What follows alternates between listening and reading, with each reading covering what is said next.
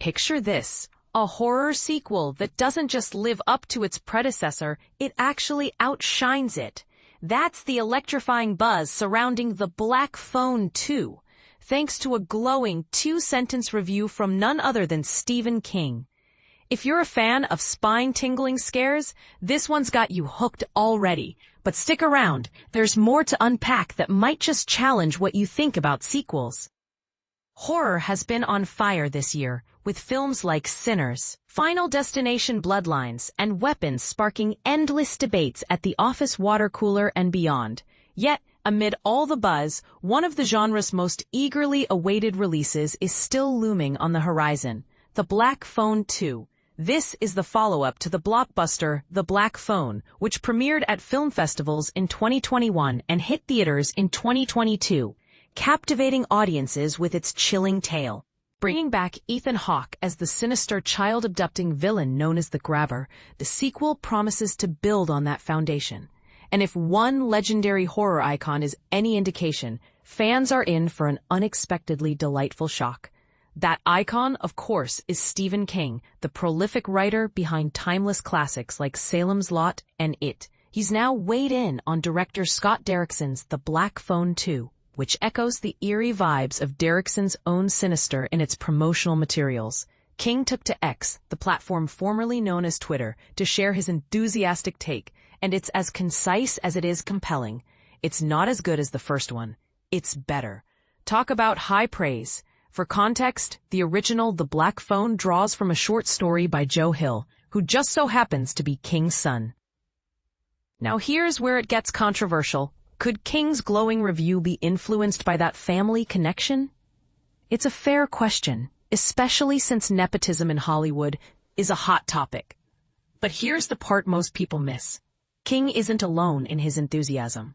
Rafael Montemayor, reviewing the film for Flash Film at Fantastic Fest, called The Black Phone 2 a fantastic sequel that's bigger and enhances the original's impact.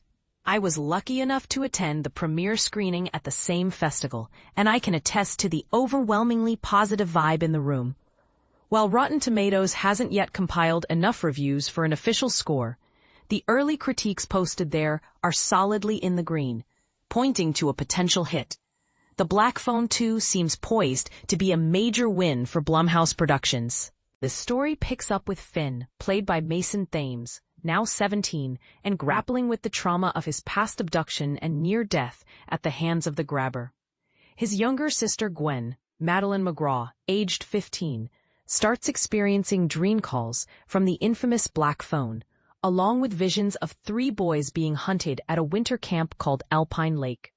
Driven to uncover the truth, Gwen persuades Finn to join her at the camp, where they realize they must face the Grabber again. This time, the killer is even more formidable in the afterlife. Director Scott Derrickson, who also co-wrote the script with his longtime partner C. Robert Cargill, who also produced it, reflected on the project in an interview with Slash Film last year. He admitted, "I had to ask myself the question, is The Black Phone 2 a movie that I'm willing to make if it's the last movie I ever get to make?" After deep thought, the story he crafted excited him so much that he knew it was the one, and it looks like that passion paid off. For Blumhouse, this could be a game-changer.